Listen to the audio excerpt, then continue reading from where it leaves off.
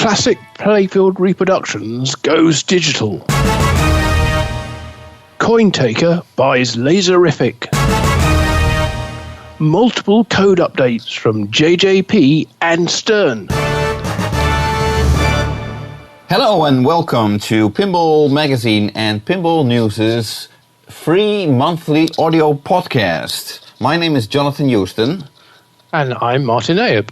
And we're here to discuss the pinball industry news of the past month, which would be June 2018. And what an exciting month June was. Well, yeah, in many ways, but not so much in pinball, I'd say. Well, I don't know. It was a very good month for pinball shows. I would say that, with some great events happening around the world. But we can come to those a bit later. Let's start with our main headlines then for the month of June, with some recent news actually, which I don't know if you want to pick up on Classic Playfield Reproductions announcement on, I think it was on Pinside, yes. It may have been elsewhere, about their change in their business model, which really means a change in their production methods. Yes, they're going digital. They bought a digital printer, which apparently was quite an investment. I think they even moved to a new location, but I'm not sure about that. I may have read that, but don't quote me on that. Oh, too bad, it's already an audio.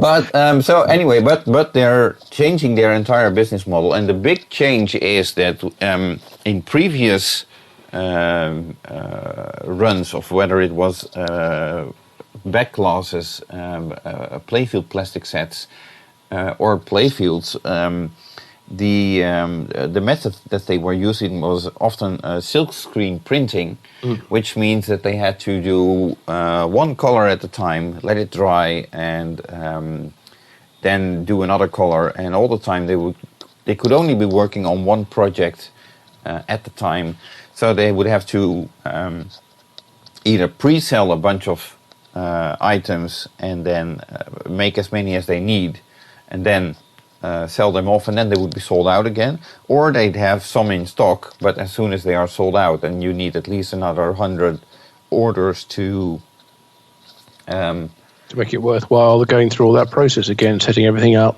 aligning all the screens, and and with the new printer, basically they can do as little as one item of each and move in between projects and everything. So let's say they need 50 playfields of this, they can do 50 playfields, and then they can do 2 of something else, and then they can do 15 of something else, and 200 of whatever. So it gives them all the freedom to go around with production as they please, and basically as they sell. And it also means that they have now their entire back catalog available again to be produced. So if you're looking for a plastic set that ran 12 years ago, you might get one now. I guess at some point they'll need to. They must have some screens which they'll need to digitize the artwork for. But also, the exciting thing I thought from this was the possibility of doing custom designs for playfield plastics and back glasses. Right. Because it's all digital, so if you can send in your file, I'm not sure they'll necessarily send you their originals for you to modify if you want to change a particular color or a particular feature in the artwork.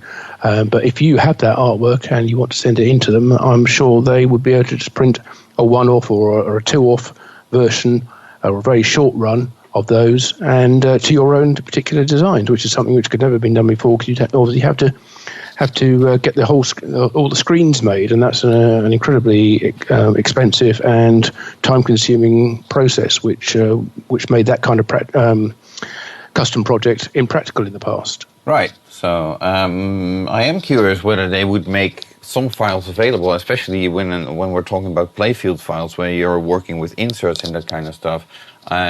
It would be helpful if they would be able to, let's say you want to do a different theme on Taxi. It would help if you would get like the correct dimensions and basically a blank with no artwork file of the Taxi playfield, so you know, like, okay, this is where the inserts are, and where I have to place mine, because else you might end up with your own version of the playfield, and then the inserts turn out to be misaligned. So that's not something that you would want. But absolutely. That seems to me that's something they can easily figure out if the occasion arises.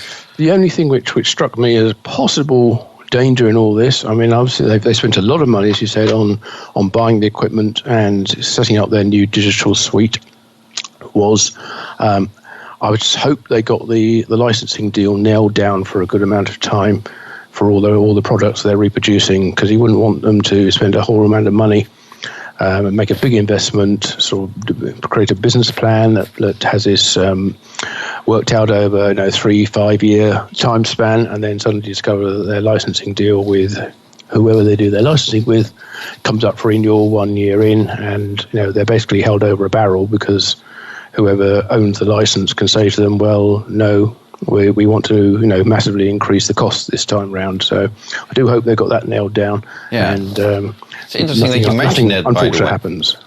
It's interesting that you mentioned that, because obviously we just saw the Pinball Arcade lose the Bally Williams license. Yes. Do we know who they lost them to? Did they lose them to anybody, or are they just too expensive now? I don't know whether they lost them to anybody. All I know is that they were told that they were not to be renewed, and I'm not sure whether Scientific Games, that owns Williams, have any plans to do these anything with those titles themselves. I also don't know whether they were told this by either Scientific Games or by Planetary, because that's what I was wondering. I think I read somewhere that it might actually have been a call from Scientific Games, but again, don't quote me on that. Yes. Well, we'll look into that and try and find out exactly who it is who's withdrawn those rights, and whether they have any plan to do anything else with them. Maybe they're going to relicense them to somebody else. Well, there were rumors that another party might show up with the same titles. I'm not sure. But so this is just a sidetrack to indicate that it is possible that licensors redraw their license, and that might put some people in jeopardy. It will obviously be interesting to see what the Pinball Arcade will continue to do. But let's not get distracted too much, and let's get back to classic playfield reproductions. Yes, absolutely, and I think we've pretty much covered all the advantages, all the things they can do now. But certainly, the future looks good for them if they have got licenses, and it's also very good for the collector community. All the possibilities that opens up. So kudos to them for taking that massive step and making the investment, and really doing what I guess they kind of had to do it at this stage once the technology reached the level where digital printing was as good as, if not better, than silkscreen printing. And although I don't know quite how that works for mirrored items, maybe they will still have to silkscreen the mirrored layer and then digitally print on top. Actually, I was wondering sort of the same thing, but more for fluorized colors, because I don't think that those are standard colors in a digital printer. There are some playfields that use these fluorized colors, like that really light up in the under the backlight, and I think Party Zone is one of them that had at least those type of colors, and I can think of several electromechanical games that had them. You would think if it's available as an ink, then it should be available to be digitally printed as well as screened. Well, they will probably know the technical details. I'm not sure whether you can fill up the printer with... I think that it holds 8 different colors if you want to. Right. So if that would be... If you would be able to add a fluorized color in one of those slots and then assign that, well... If it does, okay, well, let's just see. But there's plenty of playfields that don't have any fluorized color, so they're good to go. Absolutely. Exciting times. Okay. And what's also what I think is also very helpful in the sense that Obviously, they've been working with all these artists that have been creating this or recreating this artwork. While they might now be using original films from Planetary, if provided, still, if you're an artist and you worked on a project for God knows how long, and they do one run and that's it, it's always nice to see that they are now able to print just one or two if somebody needs them, and basically all your hard work makes someone else happy again. Yeah, and it's available for reproduction at any time, rather than having to build up a good-sized pre-order to make it worthwhile. Yeah, good point. Yeah. Yeah, so then let's move on to our second headline, Cointaker buying Laserific. Yeah, indeed. So I guess it's due to health reasons by Joe, who owns Laserific, or owned Laserific up to this point, but he has sold it to Chris and Melissa at Cointaker. Right. And this is not the first purchase of a company that Cointaker have done, because they also bought the side mirrors. Pinball side mirrors, yes. So I guess Chris and Melissa are on a roll when it comes to getting their hands into various modding markets, I would say. Well, I think they've realised, as I think most LED sellers have, that there's a finite market for replacement LEDs, with all the manufacturers now using LEDs in their games as they come out of the factory. There's no aftermarket replacement for those, and there won't be going forward. So they're just looking at legacy games, and after the big rush to replace incandescent bulbs with LEDs of various types over the past few years, that's tailed off somewhat, and pretty much those who've got LEDs or want LEDs have got them, and the actual market is a lot smaller now than it was in the past. It'll be ongoing, of course, but it's going to dwindle over time, and they're looking for other alternative income sources, which makes perfect sense for them. Obviously they're sellers of games as well. And I was going to say, it's not all LEDs with Cointaker; they do a lot more. Absolutely, but they've also had a few issues with some of the companies that they've represented in recent times. I'm sure you can imagine some of those. Right. So yeah, it certainly makes sense to diversify, and they go to the shows. They have a big stand there. They need to have a good range of products to sell, and LEDs on their own is basically not going to cut it these days. So yeah, it makes perfect sense for them to expand into those other markets. Right, and well, obviously, I, and I'm quite sure you as well, wish Cointaker best of luck with representing Laserific products.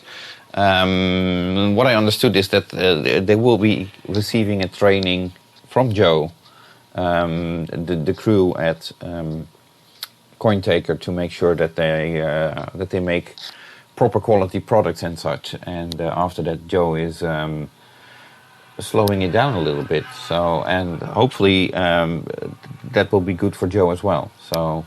Absolutely, and I'm guessing that there's also probably a number of artists who he works with or has worked with in the past to produce the artwork that goes into the various products that they sell. So hopefully Chris and Melissa will also be able to work with them and bring their quality products forward and produce some new ones as well for new games that come out. Right. So. This could be a very short episode because we're already down to our third headline by now. Well, we are down to our third headline, but we've got a lot of other things to talk about besides the headline. So let's move on to that third headline, which is about code updates from Stern. And just today, in fact, on the date of this podcast, there's been a fairly massive release, if such a thing can be said, for The Hobbit. Which has made major changes to quite a few of the features in it and added a whole bunch of new features, which is very exciting. I know a lot of people have been quite critical of the way The Hobbit has. It's not fair to say it's been sidelined in favour of more recent games. But the focus has kind of shifted, and work has been going on in the background. And today it's been fairly clear exactly how much work's been going on in the background. And I think this is probably Keith's project. And he's made big changes to the Beast Frenzy mode, which was one of the main sticking points of the game, I think, for a number of owners, in that basically as soon as you hit all 4 of the pop-up beasts, you go into Beast Frenzy, and it kind of gets in the way of you doing anything else at that point, because these beasts are popping up all over the place and you're into a multi-ball, and it's very hard to progress any further through the game while that's happening. So that's all been changed now. I'm curious there were adjustments before to make it harder, so you had to sort of light them multiple times before you went into multi-ball. But now it's gone into different levels, so it's not just sort of just keep hitting everything all the time. You have to complete certain levels. I haven't played it with the new code because it's only just been released literally a couple of hours ago in preview form. It's not even in release form. But from reading the documentation on what he's done, it looks very exciting, and he's added there and back again wizard mode. Been a lot of changes to the way the ring button works. Some things which sort of interacted with others that kind of got in the way of enjoying the game being moved out of the way, so you can do one thing at a time, or you can choose exactly how you want to do it. Basically, it's a huge update, and I think a lot of people are going to be very, very pleased with what Keith's come up with on that. So that's The Hobbit. Do you want to look at some of the other code from Stern? Well, Stern updated, let's see, Star Wars is now at 1.04, Guardians of the Galaxy is at 1.02, Iron Maiden is at 1.01. Trying to see if they did other code updates. I think Batman was May 31st, so that was actually the end of May, but still, that's not at 1.0 yet, but it's at 0.92. But it's good to see that Stern is keeping these updates coming. I mean, we've seen times in the past where people were begging for updates and nothing was happening, or it seemed that nothing was happening, let's put it like that. So, yeah, Stern is on top of the update game, which I think is a good thing for pinball in general. Indeed, and Iron Maiden reached 1.0 as well a little while ago, so that's a fully featured release according to the numbering convention. I think Stern would say that anything that when it reaches 1.0.0, that is now a feature complete game, in that it contains everything that the company intends to put into it. But after that point, it will be bug fixes and enhancements to various features based on player feedback. But their aim is to get to version 1.0 on every game as early as possible, and obviously preferably before production. But that's probably a step too far for most companies, I think, and even Stern. So, but the fact that they get to 1.0 fairly soon after is a good sign. It means that people know what the game is and where it's going, what the designers have in mind for it. And if anything else comes out after that, then that's all a nice bonus. Right. So we do have to note that Iron Maiden, of course, is made by a rookie team who did not have any links to other games that they also had to be working on. So they could dedicate their time completely to Iron Maiden, which probably is one of the reasons why they are already at 1.0 point whatever it is. That's true, although I guess once the game is on the production line, I'm sure they have their second game lined up and ready to go, and they are focusing on, or not focusing, then certainly working on developing game number 2 straight away. Right. I haven't seen any indications that Keith was already working on that, but then again, it's Stern, so they wouldn't be shouting that from the rooftops either. Yeah, absolutely. I think, as a by the by, I think I heard somewhere that August is when Stern are going to be announcing their next game after Iron Maiden. Right, so that's going to be Deadpool. We expect it to be, yes. Yes. The George Gomez game?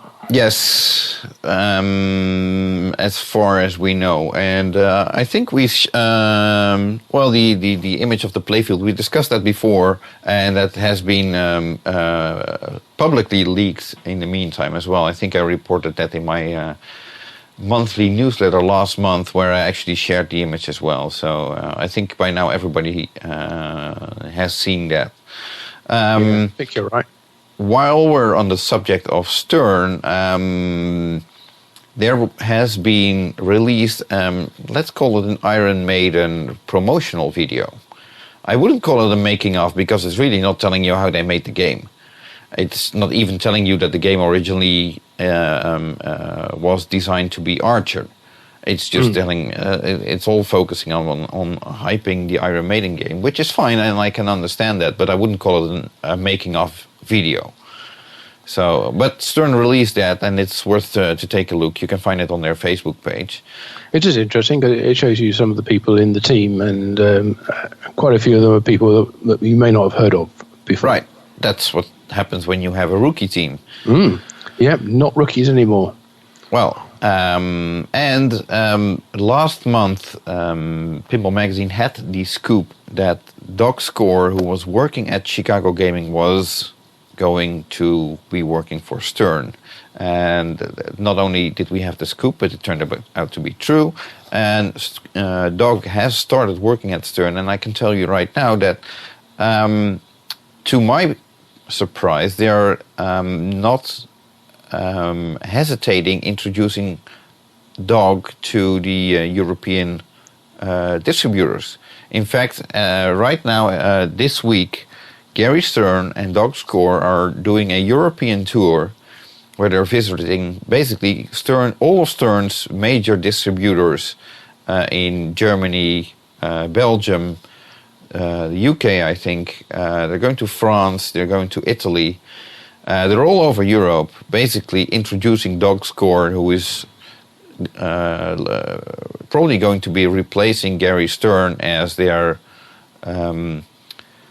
go-to contact, or at least when it comes to European trade shows, that Gary might stop attending those and that they will be talking to Doug Score instead. Yeah, Doug's in charge. I don't know if he's in charge, but he's jointly in charge with Gary of export sales, isn't he? Yes, he's director of export sales. So it makes sense that he would go to these foreign shows. And as Gary indicated, or as the press release indicated, Gary might be liking to stay home a little bit more and enjoying his free time. Although the press release was very, very pointed in saying that he's not retiring, and he and Doug will be working together rather than Doug replacing him. Right. Well, I can see that happening as well, in the sense that Gary might be focusing more on the domestic US market. He will still be at the company, and there's probably plenty of work for him to do over there. So Doug will be focusing on the export stuff and still teaming up with Gary wherever necessary.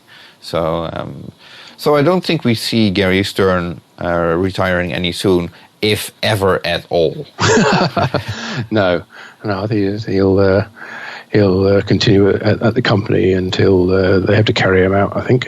Yeah, I've heard some people in management say that he's going to outlive each and every one of them. So, well, he's looking pretty good on it at the moment. I was going to say that's a compliment for Gary's health. Yeah, absolutely. I guess all the vodka and the craft beer is good at preserving him.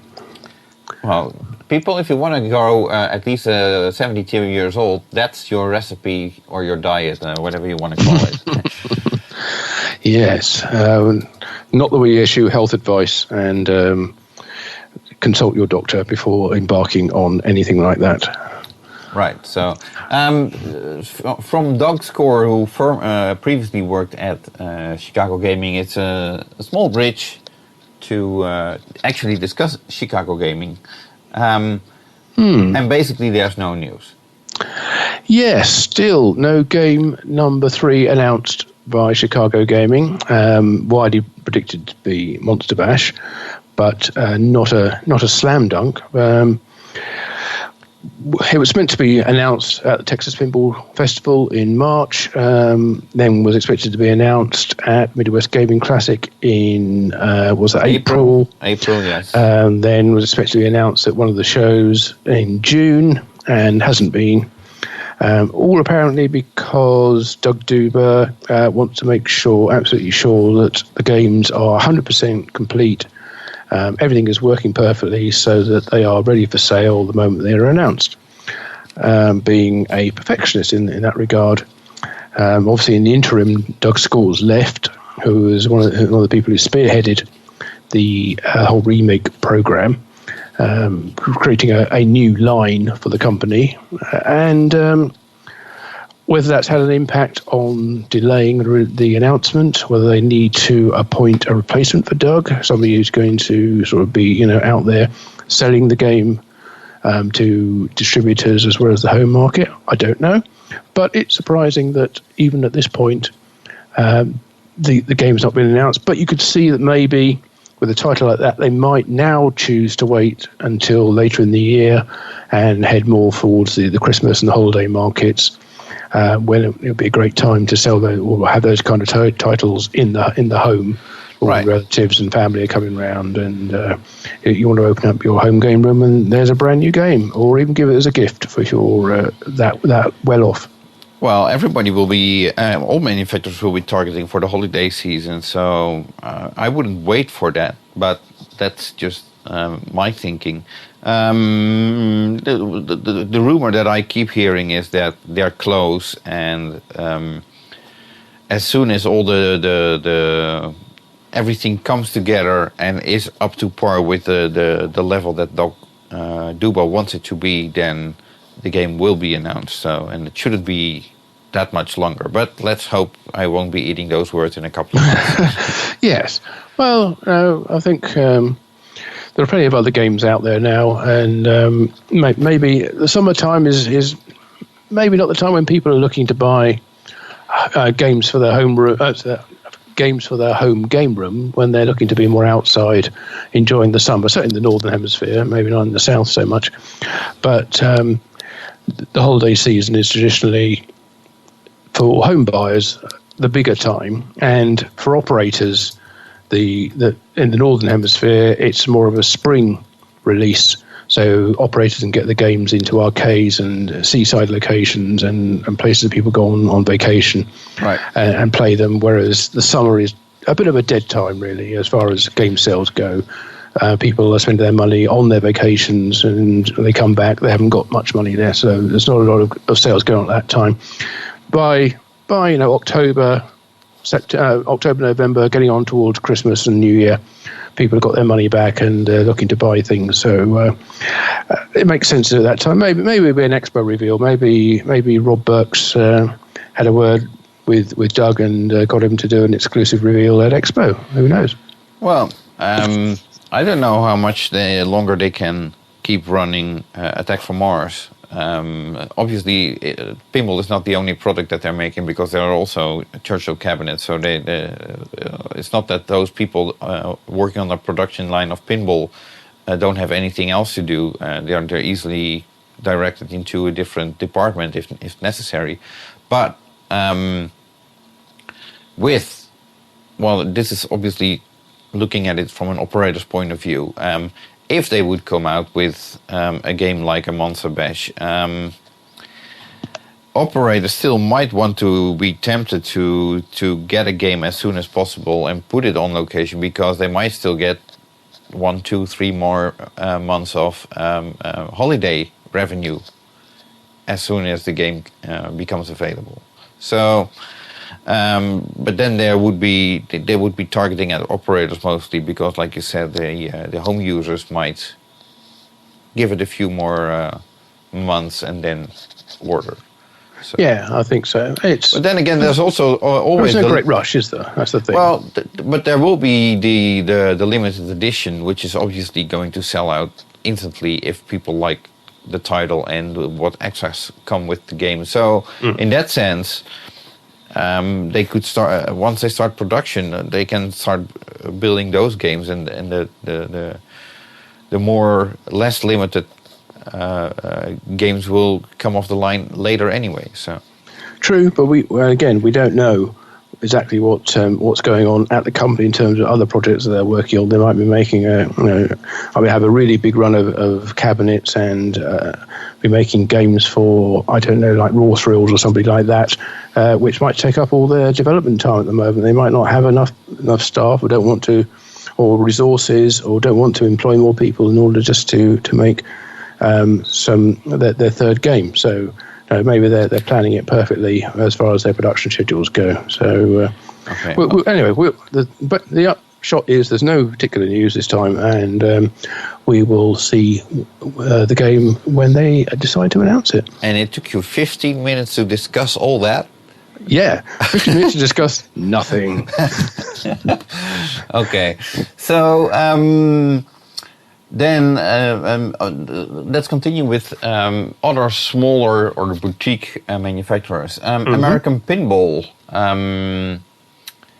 Well, they're working on the layout of game number 2, which is widely rumored to be Oktoberfest. Yeah, which we've discussed in the past as to whether that's a wise title or not. Right. Designer Joe Bolter answered a few questions at the Northwest Pinball and Arcade Show in a seminar. I think by now, what I understood, the whitewood is mostly complete, and Josh Kugler, who is the programmer at American Pinball, is now starting to implement the first code and that kind of stuff. So they're working on that, and I think they might go for an expo reveal, but if the game isn't ready, then they might not. No, it was originally thought when talking about expo for this year, there might be even be a factory tour of American Pinball.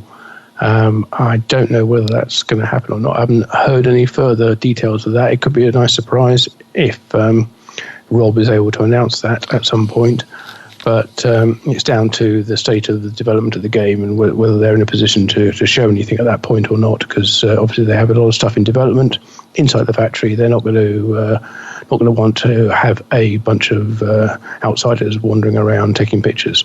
Right. Particularly when they don't, and it's not a huge factory there, and they are moving to a bigger factory, which was one of the announcements at the Northwest Show. So they're moving to a factory that's 3 times the size of the current one. Right. So maybe that wouldn't be another reason not to do a factory tour, because maybe they'll be moving. Well, or you give everybody something to carry and then carry it over there. And see what arrives at the other one, and how much goes in the back of goes in the back. All right, yeah, that might not be a good idea. So. Unless you want to get rid of overstock, but okay. Well, that's true. Yes. Yes. So that's American Pinball. They've also got a new distributor. Yes. Is that correct? Yes, they announced Double Pinball in Italy as their distributor for the Italian market. I'm not sure whether that's a clever move, but I guess it's their only option at this moment. Stern Pinball is being distributed by Technoplay, and they basically have forbidden Technoplay to carry any other brands, which is a practice that Williams also used to do back in the days in the 90s and even earlier. So it's not that uncommon to pinball. So basically that leaves other manufacturers looking to for who is going to represent my brand in a country like Italy. One of the parties available is Double Pinball, who are also representing Jersey Jack Pinball and Chicago Gaming. But from what I understood is that they're not ordering any large quantities of games. So whether being distributed by someone who maybe orders 1 or 2 games and then doesn't make any sales, shouldn't say don't make any sales, but it's not like they're ordering them by a container. At least that's what I understand. they're probably not holding a lot of stock in there. They'll probably order them as and when they get the orders in. Right. Okay. Well, that's it's a big investment if you want to buy 10 games or so from the company you're representing. Yes. That's probably $50,000, $60,000, $70,000 for that one company, and stock that may just be sitting there, and have to do that for every model that comes out. It can soon get very expensive, so you can understand that. Well, that means that you need to have a good network of either operators or people representing you that you can move past these games on or sell them. Obviously, that's the whole goal of a distributor. And personally, having lived in Italy myself for 2 years, I would think that distributing Attack from Mars, the remake version, should not be that difficult in Italy, because I remember the game was a very good earner on location for operators, and I can see that still being the case with the color display and all that.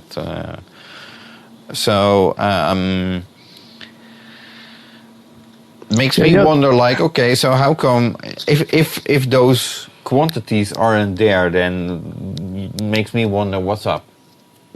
True. I also wonder whether what happens now is what used to happen is that if your distributor in France needs an Attack from Mars, say, and they haven't got what they've sold them all, they would call up their fellow distributors in Belgium or Italy or Spain or whatever, and say, have you got any? In which case they got some spare. They can bring the stock over, or even deliver it straight from the neighbouring distributor, and the sale going to the original country. Right. Whether that still happens or not, I don't know. Maybe everybody's a bit more out for themselves these days, but certainly that was something which used to happen. Well, I know there are companies that are actually combining the imports of games for Europe across several distributors. So it's like, obviously, it's most economical to ship games by boat in a container. Yeah, a full container. Preferably a full container, indeed. So if you have 20 games that need to go to Germany, and you have 10 that need to go to France, 5 that go to Benelux, then you want to fill the rest of that container up, which is maybe like 8 games or so, and make sure something is filling up that container and going over there and end up with a distributor. But I guess that's something that the manufacturer would do, really. They get onto all their distributors and work out how many machines each one wants, and then try and fill a container. Right. So, American Pinball have been expanding in Europe the past few months. They added Speakerbong's Pinball Paradise in France as well, who did actually show images of the game in France. So if there is a demand for the game, then obviously, let them figure it out. But yeah, I think they've also added Pinball Heaven in the UK as a distributor. Okay, good for them. Which is, I think there's a Houdini or two, if not on site yet, very soon will be at Tilt Pinball Cafe in Birmingham, which is a sort of showcase for Pinball Heaven, where they had The Hobbit and Pirates of the Caribbean. I think still got Pirates of the Caribbean and The Hobbit there. Obviously from Jersey Jack, and also all the latest Stern games as well. So that's a good place to visit if you want to check out the latest games. Tilt Cafe in Birmingham, right in the centre of the city. Right. Okay. I won't be in Birmingham anytime soon, but still, I'll keep it in mind. You won't be that far away in a couple of months, will you? A couple of weeks it is, actually. Is it really? Yeah. Right. So I'll tell you about that later after the show. Okay.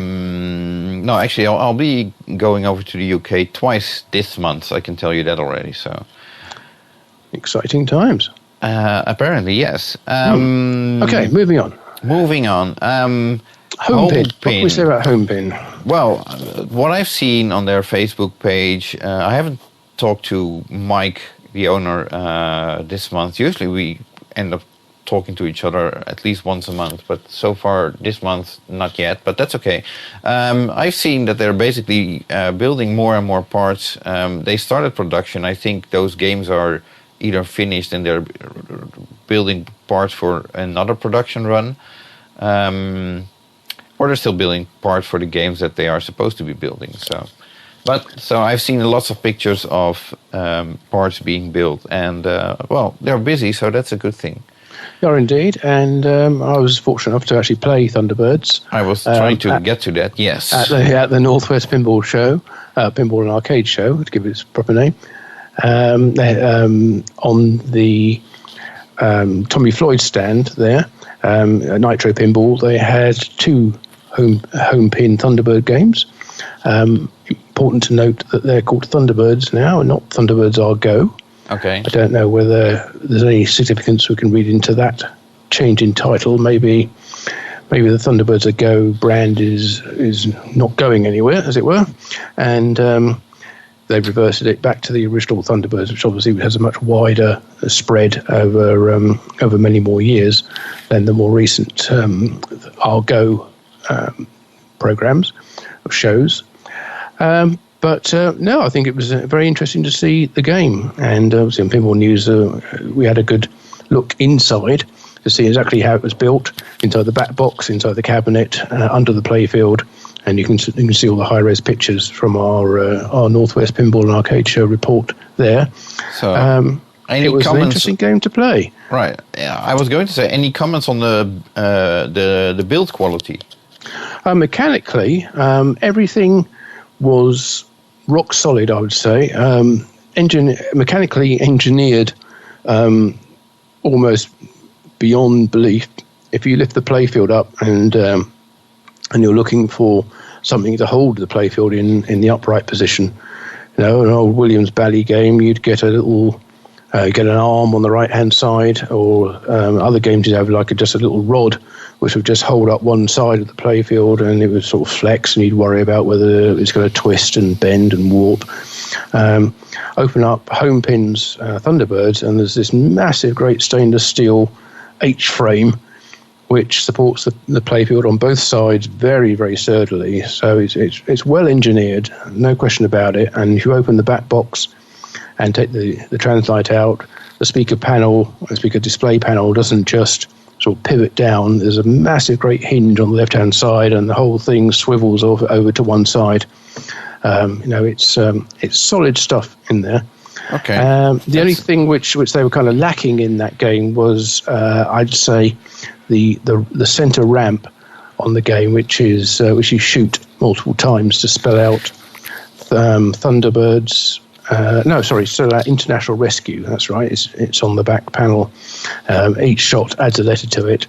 That was a prototype ramp. It wasn't a finished ramp at all. And it's interesting. It's quite similar to Full Throttle when that game first came out. They had big problems with getting the angle of the ramp just right, so the ball didn't fly off it, or it didn't go up and hit something and lose all its momentum. Getting a nice smooth ball travel and flow up the ramp from quite close to the flippers, where the ball's still got a lot of momentum. It's a difficult thing to get right, and they were still working on it. So the ramps in both those games were handmade, and they weren't the finished product at all. Okay. But the rest of the game was, I think, pretty much complete. There's still stuff to do in the software, no question about it, and sounds and sort of feedback to the players. But no, very, very solid, robust game, and it's a very well integrated theme. I think it looks very good. Okay. So, compliments for two home pin for at least a mechanical build, and there's obviously still some stuff left to work on. Let's hope that they get to that, and that they will have a successful game on their hands. I think so, and it will be shown next at the UK Pinfest in August. Right. Mike is actually coming over to that show. I'm looking forward to that. I think that's actually, I think, another distributor represented, another manufacturing company represented by Pinball Heaven.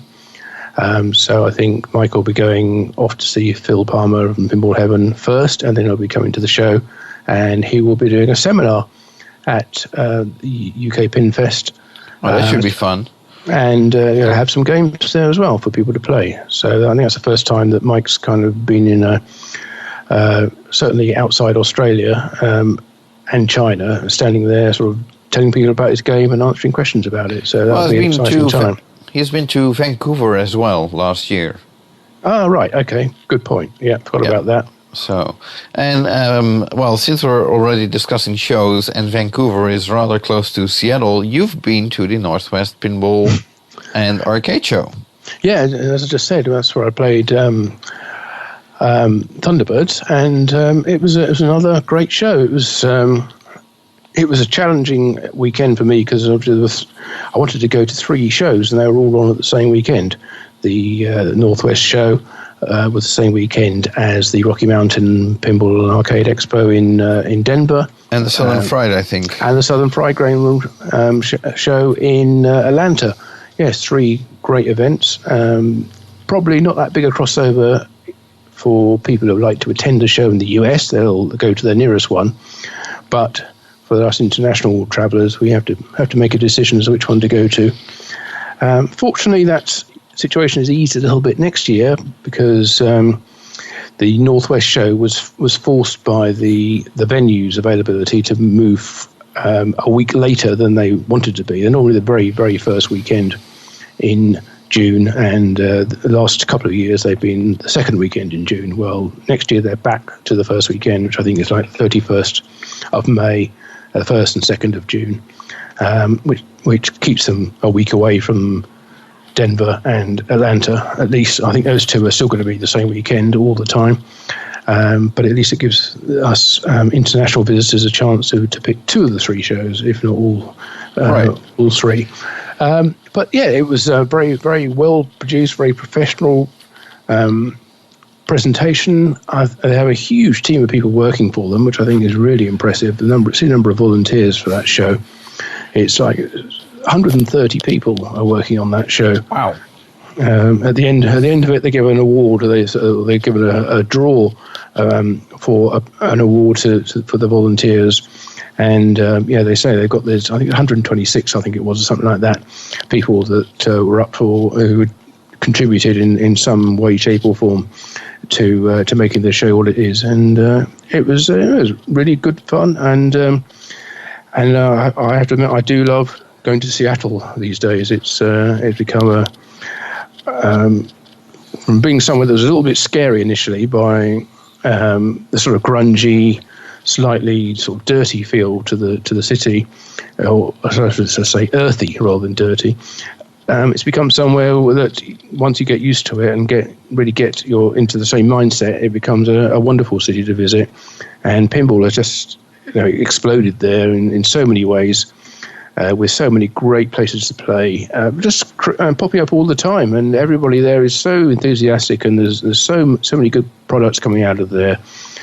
From Skill Shot Zine and Fast Pinball there, and of course all the collectors, and of course David Teal's there, and some amazing EM restoration guys, and the Seattle Pinball Museum's there, and there's Shorties, and there's just new places popping up all the time, and you could go there for 2 weeks easily and go to a different place every night and still not cover half the places that you really want to visit. Right. Well, it's a good thing then that the next year's show is a week away from the Southern Fried and the and Rocky Mountain show. Right. Exactly, because you might have to spend a few more days in the States, and then you might as well spend them in Seattle. Well, that's not to say I don't want to spend them in Denver or Atlanta as well, because they're certainly worth exploring, and I'm sure they have a wonderful selection of places. I know Denver, certainly, or Colorado in general, has some amazing pinball locations and collectors as well. So I'd be very keen to go back there and spend time there. It's just, I guess at some point, we'll probably have to go back to work and earn some money to pay for all these trips. Right. But yeah, certainly, I would certainly recommend anybody interested in pinball to go to Seattle, and you just can't go wrong there. It's just, it's a nice sized city. You can stay a little way out in the centre. I was staying in Capitol Hill, which is quite an upscale area, but you can walk down to anywhere in the city in 10, 15 minutes, or you can get any of the multiple means of transport. I wouldn't recommend driving downtown and then parking, because that's always a nightmare. But there's trains, there's subways, there's buses, there's light rail, there's multiple means of getting around in the city, and walking is a great one as well. And then there are so many places you'll stumble across places on your way wherever you're going. Right. It sounds like Quantum City was modeled after Seattle. Well, maybe Emerald City. Which is the nickname of Seattle. Right. Okay. So,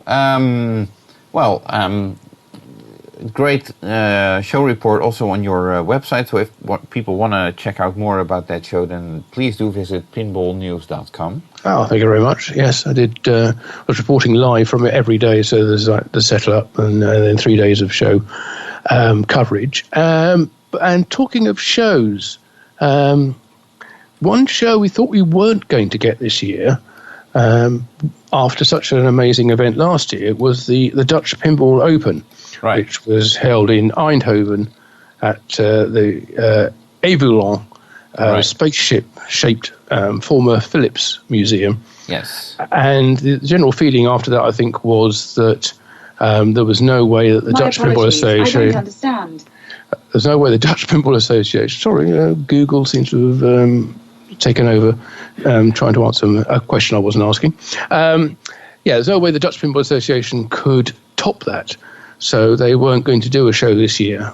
But now apparently they are, and but they're not going to top it. I'll tell you that. Yeah. So what are they going to do? So I've been a little bit involved on the sidelines. We actually looked at 2 different dates. There will be the IAPA Euro show in Amsterdam in September this year, and at first we looked at whether it was possible to have the Dutch Pinball Open the weekend straight after the show, because Gary Stern and Jack Guarnieri and a lot of other pinball industry insiders would be attending that event, so it would be easier for them to stay an extra few days. And and then it turned out that the location that they wanted to go to was not available for that weekend. So eventually they decided and just stick with the traditional date of the second weekend of November. And they're going back to the Drunen location, which they used a couple of years ago, and when Steve Ritchie and Roger Sharp were people who were attending that event, which is actually, it's a nice location. I think they can easily hold like over 100, possibly even 200 games. And it has its nice theater room for all the seminars. Yes, I remember that. That was the Automobile Museum, or former Automobile Museum, I should say. Yes, exactly. Right, and they moved away from there because the council were going to demolish it, I think, or close it down or refurbish it or do something with it. They have been doing reconstruction work, and one of the reasons that they couldn't use that venue in September is that the reconstruction work isn't done, but it should be done by November. So that was all green lights for them to host the event there for this year. So it's not going to be the Evolution. It's not going to be 500 games, and one of the reasons they decided not to do that was basically most of the volunteers said, like, well, this was a great event, absolutely, nobody disagrees with that, but they're not going to do that every year because it was such a big toll on the volunteers. I mean, some people brought in over 100 games and set them up themselves, so you can imagine that's not something you do as a hobby. It was quite astonishing to see that building just absolutely filled with pinballs on every level, and kudos to not just the association but all the people who brought the games as well. I know, as you said, over 100 games from some people, and it really isn't something that is possible to do every year, or indeed in any way frequently. So it's understandable. So last year was I think the 30th anniversary of the Dutch Pin, or the 25th. I lost count. Not sure. It was some anniversary of the Dutch Pinball Association.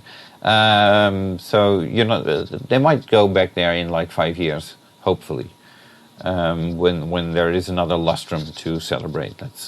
Let's hope that will happen. So. But it was absolutely the most amazing location for a pinball show. It was, and it was almost one of those places where wherever you get your camera out and take a wide shot of the building, it's always going to look amazing, no matter what. It's not just the architecture, but also just seeing those, 5 levels above the ground floor, all packed with pinball machines from no spaces on there at all, and it just looked, it was pinball heaven on every level, to coin a phrase. But yeah, okay. So this year we've got another show, so that's good in November. Looking forward to that. Yes. And talking of things Dutch. Yes. If that isn't one of the worst links we've ever done. There's some news on Dutch Pinball, and they sent out a newsletter this week, didn't they, with some details, or maybe it was last week, with some details about what's happening with them.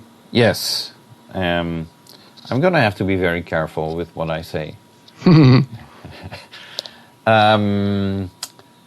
I personally was not very happy with that newsletter.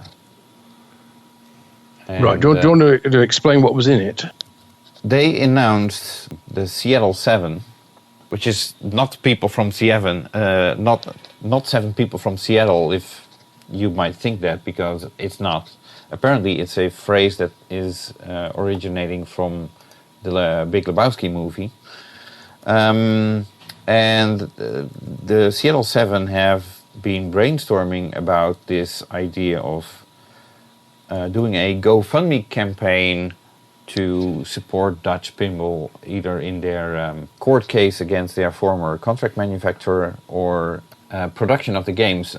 I'm not so sure that was a clever move to announce that. I knew it was, people are talking about that behind the scenes, but I don't think they were in the position to actually go live with anything. And now they already announced it, and I haven't even looked at Pinside to see what the responses will be. I need to say, and to make clear, that this is not an initiative of Dutch Pinball themselves. This is actually a couple of early achievers, people who bought the game, that still have faith in Barry and Jaap running the company, and they want to help them to make sure that the games get made and that everybody gets their games and that the game will go into production and become the success it deserves it to be. So it's not an initiative of Dutch Pinball themselves. Please keep that in mind. But that being said, so they were announced, but they had nothing ready to go, which I think is poor strategy, I would call it.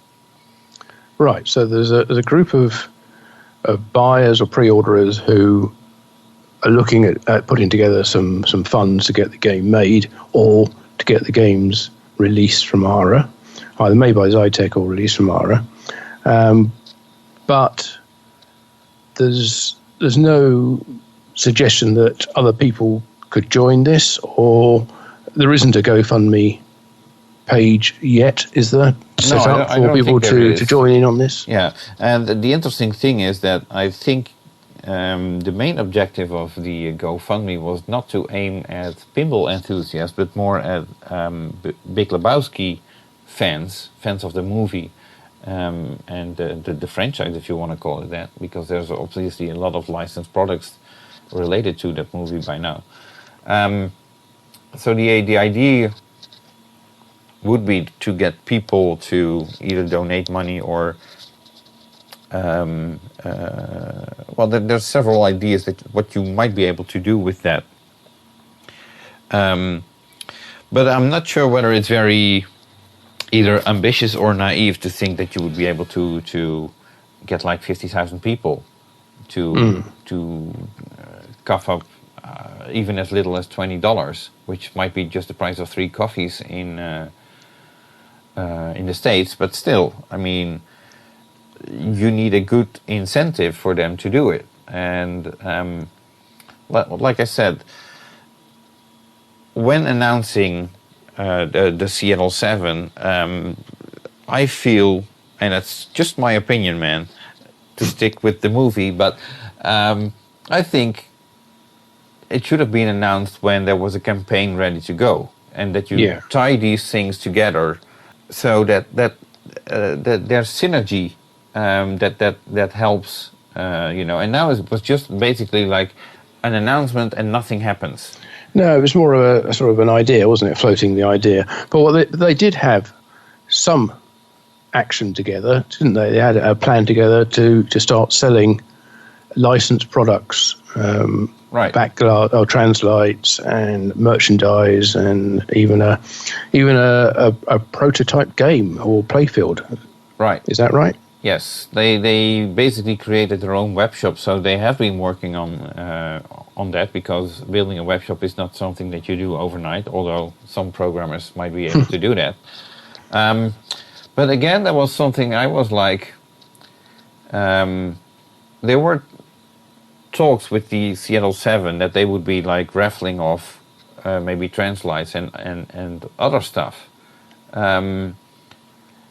And I think in my talks, I talked to the person who took the initiative in the Seattle 7, and I said, like, well, maybe instead of raffling off translights, why not just offer them to the Lebowski community themselves? And before that idea could even be discussed with Dutch Pinball, they launched their own website or web shop. Yeah. And so that's no longer an option. I'm a bachelor in communication, and this kind of non-communication really doesn't make me happy. Let's put it like that. It's I'd love to put strategic plans together where you have the synergy of that at a certain moment everything comes together, and this is just all loose ends, like, oh, let's do this, let's do that, and not look at what's happening with what someone else is working on. And that's not something that I'm very supportive of. Yeah, well, I guess they're trying to just come out with a bunch of ideas at this stage and just trying to keep the show on the road and do whatever they think they can. Right. Everybody's trying to do whatever they can to make sure that the momentum continues and people don't forget about it, and it doesn't just end up being mired in legal wrangling and ends up just going nowhere. But as you say, it's not a coordinated plan. It's a bunch of ideas from various people all doing their own thing. Right. So, and what might actually surprise some people, I'm actually still very confident that this whole Big Lebowski project could become a success. The problem right now is Dutch Pinball are waiting. I don't think anybody made any money ever by doing nothing. Well, I think at this point, what needs to be done is get the production going in China. And as soon as that's going, then they will be able to start making money on the games that they sell. I understand that they have to deliver these 130 or 140 games to people who already pre-ordered. But there's a lot of money to be made. The only problem is there's this court case that might scare off people, and so you need to see, like, how can you get the production going in China without having the burden of that court case weighing on your investment. I'm sure there are plenty of ways of doing that by selling the assets or transferring the assets from Dutch to a company outside Holland. For the purpose of manufacturing the game, which means that any court case in Holland would be, immaterial to production of the game in China. Well, I can only hope that behind the scenes, Dutch Pinball are working on such a construction. Yeah, absolutely. This is all speculation at this point. So yes. But I do want to say I still I see lots of commercial possibilities for anybody willing to step up, because I think that they're going to make money, and I think Dutch Pinball has a lot of potential. Certainly, Barry as a designer has shown that he can design a great game, and I'd like to see nothing more than getting Big Lebowski into production and Barry designing a second game. Not the second game that they suggest themselves, but a complete new game, because I think that he certainly has the talent, and it would be so great to see that come to fruition. Okay, well, let's have fingers crossed for that one. Another manufacturer who's looking to produce their first game is Phoenix Pinball, right? Based in France. We discussed them before. We have indeed. We discussed their Olympic Goblin game. Yes, and you have this crystal ball. Well, it didn't give me any pleasure when I actually read the news, but yes, I did mention on this very podcast a while ago that I thought they might run into problems using the Olympic branding or using the word Olympic in their title, given how very carefully the International Olympic Committee looks after their assets and their rights to the Olympic branding. And so it came to pass, apparently, in that they received a letter from the IOC saying you can't use the word Olympic in the title of your game. So they have changed it from Olympic Goblin to Goblin Contest. Oh my God! So I'm not sure whether that's an improvement. Well, legally it is. Whether it encapsulates the feel of the game, we're not entirely clear. We're thinking maybe Goblin Games might have been a good way of sort of working your way around. Well, then you have Goblin at least, Challenge. The alliteration would be nice. Alliteration's a good Goblin Games, or Goblin Contest. Sounds a bit weak, but that's what they've gone with at the moment, and their Facebook page shows the new artwork, and I think pretty much all references to Olympics has been taken away. I think there's one photo on their website where the word Olympic has been blurred out from the artwork, so you wouldn't know. But it's a shame, but it's the same game.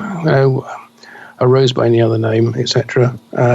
It's hopefully won't damage the sales of the game too much. It's a fun, simple game, and best of luck to Phoenix Pinball in continuing it and bring it to production and then selling it. Yeah, what's actually surprising is that they stick with the same artwork style, which probably has been criticized by many. Obviously, well, it's art, so not sure whether you can. Well, you can have opinions about that, but discussing them, I'm not sure whether that makes much sense. But still, presumably they're happy with it and don't want to completely repackage all the artwork. You can just change the title of it fairly simply. Well, no, but the entire backlash has changed. It's a completely new art package for the backlash. Oh, okay. I'd have to admit I can't remember what the last one looked like. But I've still got the Goblin running along holding an Olympic torch. Right, and he's now in front of some sort of building, and they have these 4 judges on the playfield, which are now actually mentioned on the backlash as player 1, 2, 3, and 4. So that's they brought those up to the backlash as well, which weren't there before. I don't recall those. Yeah, it's an interesting design, but at the end of the day, it's the playfield which really matters and how well the game plays. And I think we enjoyed playing it. It was a simple, easy to understand game. Yes. With realistic challenges that were quite rewarding to complete. Right. So, oh well, let's see how they do. But it's interesting to see that you had you called this and you were correct. Who'd have thought? Every now and again, I do know what I'm talking about. Right. Not very often, but there you go. So that means that the flyers for the Olympic Goblin game will be worth a lot of money, and I'm so glad I got some. And how many packs have you got? Well, I wasn't that greedy, so I don't have that many, but I do have a few. Now let's just hope that everybody starts collecting pinball flyers again. Yes, also forgotten art of pinball flyer collecting. Right. Okay. Hold on. Guess what? What? You hear that in the background? I do. Oh, no. It's not, is it? Well, you know how we talked about earlier to give him a certain, to give him his own ringtone? Yeah, absolutely, yeah. Yeah, so that's what I did. Oh, wow, amazing. No, 'cause I actually told him to call because I knew he had some really exciting news to give us. Really? Yeah, I mean, it's I won't say it's earth-shattering, but it's significant, and it's an exclusive for our podcast here. Oh, great! So anyway, I decided to give him the Clash London Calling because Gary, from London. Okay, he may not live there anymore, but I figured that would be appropriate. So I think you're right. Yeah. Right. So let's see what he has to say. Who's calling now, is he? Yes, let's see what he has to say. Oh, yeah, hold on. Oh, no, yeah, put him on. No, I think what? He hung up. Oh, man. You want me to call him again? Oh, he'll call back, I'm sure. Okay. All he said was, you really want to hear this news, and he's got it first, and he was willing to share it. Well, we'll hold it over to next month, I'm sure. Okay. Sure, it'll still be exclusive then. Okay, excellent. But at least now you know. So Gary has got his own ringtone. Excellent. So okay, well, it's also I'll easy for me to recognize if he's calling. If I hear the Clash London calling, and I know I can take the dog for a walk or something. Okay, so what else do we have? We have... Well, I wrote a few things down that I didn't share with you yet. Congratulations to Spooky Pinball. Yes, indeed. For their 100th podcast episode. And not only that. Oh, you got more? Well, they also shipped their first Alice Cooper game. Right. As well. Yes. So it's been an exciting time for them in June. Yes. So kudos to them. I think they shipped a couple of Alice Cooper games by now. I think I saw something like number 6 was on the line or something. But I thought doing 100 monthly episodes of their podcast is an impressive achievement. It is pretty damn impressive. Congratulations to Charlie, Katie, Bug, who's taking it over now, of course, and Squirrel. Yeah, and everyone behind the podcast and the pinball manufacturing company. They've done an amazing job and done it in a very modest and I don't want to say low key, but manageable and impressive way. So congratulations to them. Right. So, and from 100th to another 100th. Oh, you've been working on this, I can tell. No, well, this month, Wayne Nyans hopes to celebrate his 100th birthday. July 29th is the date. Of course. How could we forget? Well, I certainly couldn't. And obviously, as people know, I have been working on Pinball Magazine number 5. And everybody's like, when is it done? When is it done? When is it done? It's not done yet. But I am over 250 pages already. So which is basically a double up of last month. Then I had about 125. There's still a lot of distractions with the situation around going on with my landlord, which I won't get into too much. But aside from dealing with that, I was able to to work my way through the Wayne Islands cover story, which is now completely done. All I need to do is add a couple of photo credits, and I have some intentionally leftover spaces that I probably will fill up with advertisements, small advertisements for Pinball Magazine related products, so that it. So is this going to be done by the 29th, or are you going to be able to present a copy of it to Wayne? I will be. So the current plan is, I doubt I will be done by the 29th. Well, I doubt it will be printed. I think I will be done with the magazine, but I don't think it will be completely printed. But I will send over a preview copy to Wayne, so that he has that at his birthday. And I know there's going to be celebrations, and a lot of people from the pinball community are planning to come over. So at least they can take a look at what hopefully will be available next month. Fantastic. Okay. Well, I won't say we look forward to seeing it then, because we won't see it then, but at least Wayne and everybody at the party will get to see it at that point. So it'll be a wonderful 100th birthday present for you to present it with.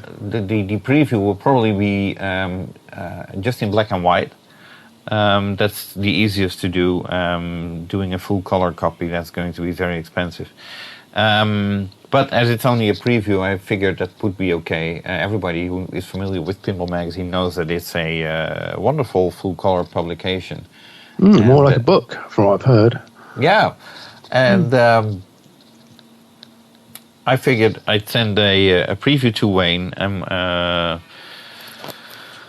And after that, it will only get bigger, in the sense that what Wayne will get is not going to be the entire issue, I assume. And so as soon as I can, I will send over a box of magazines to Wayne, so that he can share them with his family as well. I know his daughters have indicated that they are interested in a copy as well. And well, let's look out to see if there's any sort of means for people to send Wayne a birthday card or a birthday greeting for his 100th birthday. I'm sure that would be a wonderful gesture, and if there are ways, we can get that published. Right. Well, I did something like that last year. Basically, people can send their birthday wish for Wayne Islands to editor@pinball-magazine.com. I will bundle all of these and make sure that Wayne gets them. Wonderful. In time. Okay. And if they want to send a birthday card, maybe there's a way of doing that as well, wherever in the world they are. They better hurry, because I don't think it would be appreciated by Wayne if I would list or mention his address on the podcast. But if it might help to have somebody local in the US exactly. too. One of the people who are going to his birthday celebration maybe could be a sort of a collecting point for that, or maybe they could be sent to, I don't know, somewhere like the. And I'm not suggesting this is something that's been organised yet, but maybe the Pinball Museum in Alameda might want to organise something. Because I know a couple of people from there are going down to see Wayne. That's probably the best party to collect these birthday wishes. But I'd say, since Wayne's birthday is the 29th, and I have no idea how long it takes in American mail to send over a card, I'd say do this before the, I'd say the 15th, something like that. Yeah. Give it plenty of time anyway, that's the main thing. So, and basically send it to the Pacific Pinball Museum. Well, hang on. We haven't actually even organised anything here. So okay. So this is just something we're stuffed down their throats, and that's right. Yeah, yes. We'll foist it on them, and they are now the official collection point, whether they like it or not. So by popular vote, 2 against 0. That's right. Yeah. But we'll find out and publish details on where and when and what deadlines there are for that as soon as we possibly can. Right. Okay. Speaking of deadlines, I'm trying to think what's coming up. I have nothing here, so I was about to round up. I've got a couple of tournaments which I'm organising. This very weekend is the Swavesey Pinball Weekend in near Cambridge in the UK, where I'm running the UK Pinball Cup on the Sunday. It's always a nice, very laid-back, casual weekend held in a pub with about 12 to 14 pinball machines and sort of sitting in the garden, drinking beer, playing games, challenging each other every now and again, and just chilling out in the sunshine. And it's meant to be a good weekend for that, so we'll be doing a bit of that.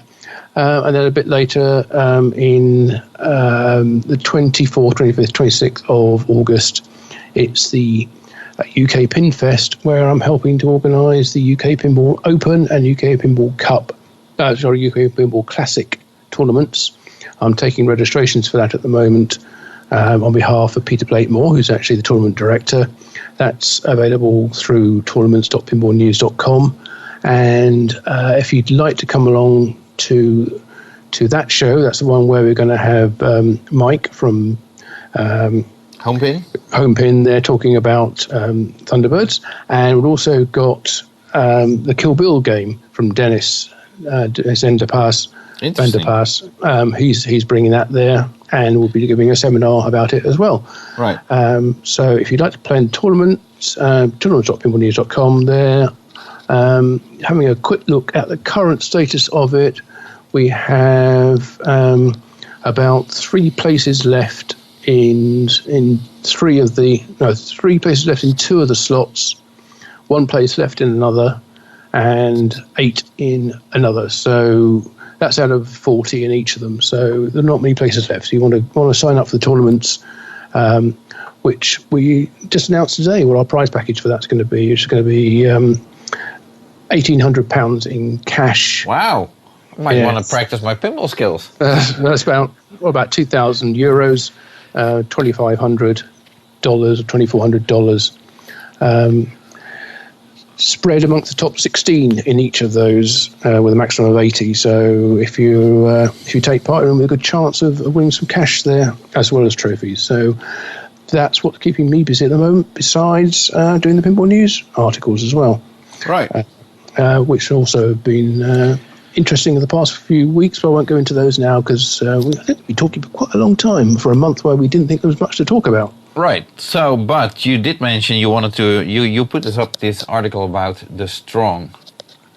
Yes, that was an interesting one. There's a whole bunch of archive material from Williams Bally, which was, when Williams closed, most of it was bought out by Gene Cunningham as part of the Illinois Pinball purchase of basically the Williams assets. Right.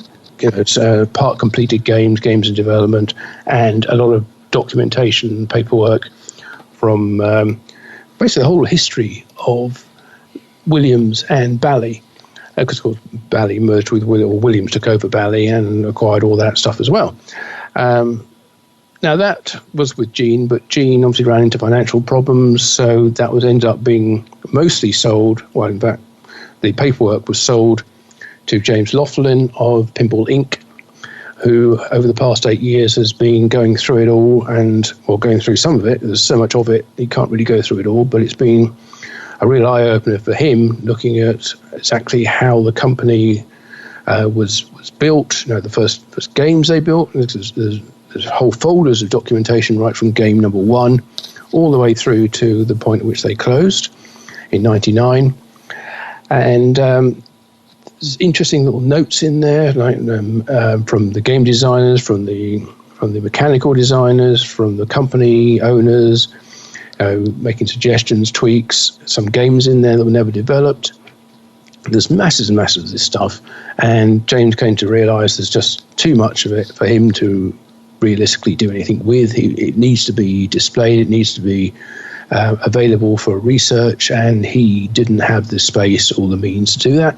So he very generously looked for somewhere to donate it, where it could all be made available and could be used in exhibits, and really about the only place that was able to take over the whole mass of documentation and the entire archives was the Strong Museum in Rochester, in New York, which they have done, and they are now working their way through it, and will make it available for people who want to research into the history of Williams pinball and Bally pinball, in addition to all the great material they have on Stern pinball as well, and Atari, and basically all the pinball manufacturers.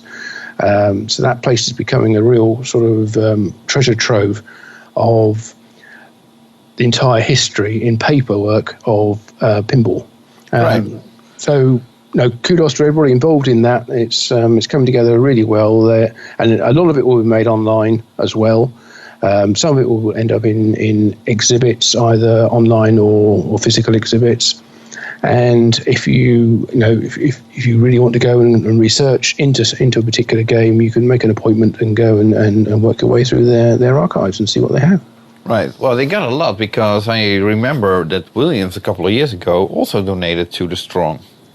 That's right. Yeah, Scientific Games, when they were sort of divesting themselves of virtually the last bits of pinball, they donated a whole bunch of basically the stuff which wasn't in James's possession. The stuff I'm worth mentioning, the stuff that James had, which went via Gene, that was very largely the work of Steve Kordeck, who devoted his last say years, but probably decades at Williams in ensuring that all this documentation was preserved and collated and sorted, and he was the man responsible for making sure that collection exists these days. So his work continues long after his death, and people will be benefiting from it for decades and centuries, I would hope. So does the Strong have a permanent pinball exhibition, or are they? They do. Yeah, they have at least one permanent history of pinball playfields exhibit, but they will also hold many others as and when it comes up for rotation. They don't have infinite space, but they will do themed exhibits, as I say, both physically and online as well. And there's a very interesting one at the moment. If you read the article on Pinball News, at the end of it, there's a link to an online exhibit they've done with Google about pinball's history. So, and some lovely pictures in there, which really really are evocative of the time when they were taken. They show how pinball was enjoyed and what the kind of place it had in American society at the time. So I would recommend going and having a look at that. Well, I will certainly. So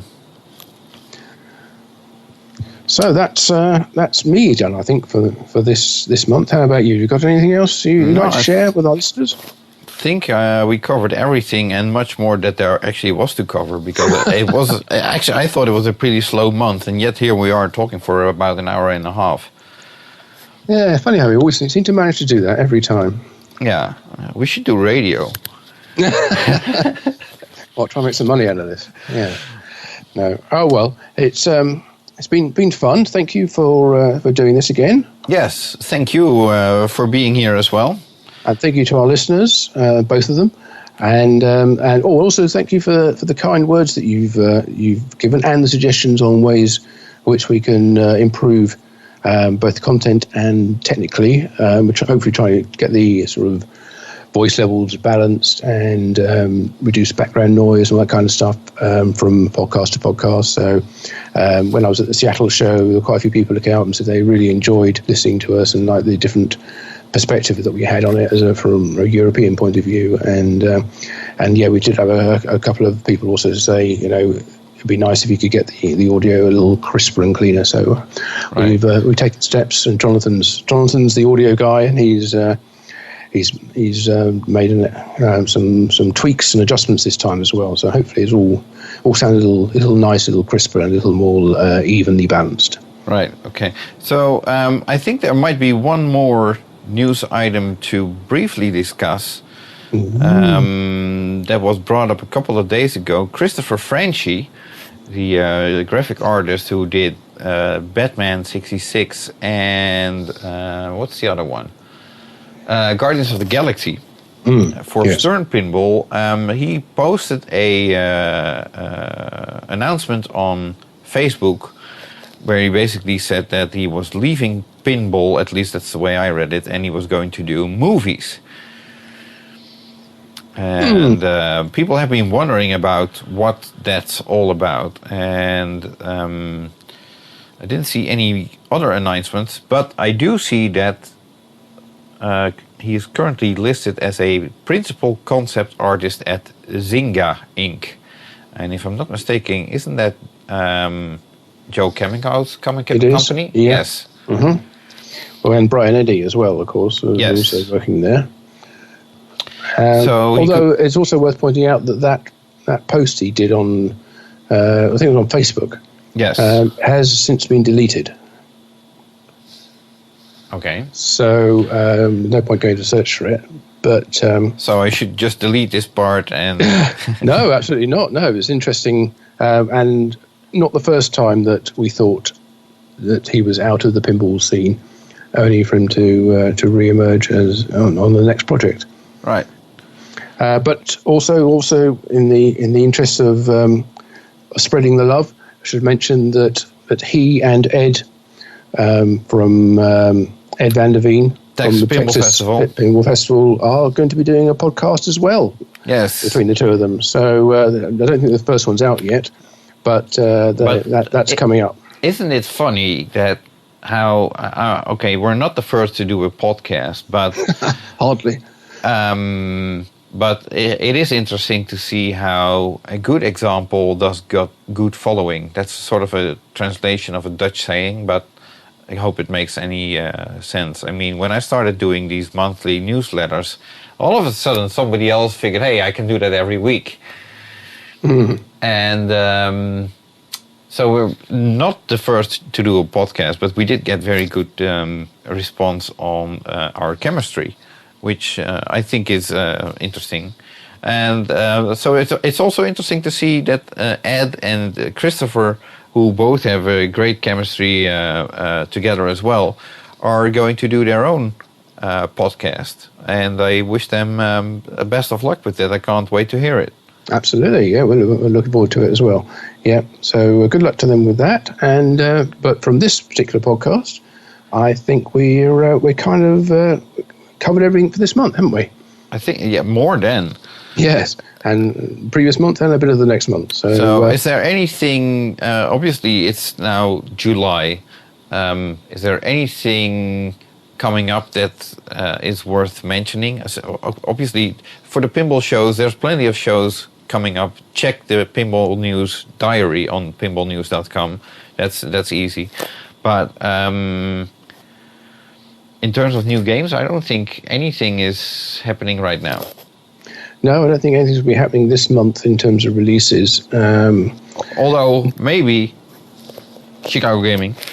Chicago, we never know. But that's not. It won't be a new game, whatever it is they announce, but it'll be new to us. But no, I think we can pretty much sit back and enjoy the summer and not have to sit in front of our monitors all the time waiting for that email or that message to arrive with the latest release. Probably have a couple of weeks off, and then look forward to August really getting busier.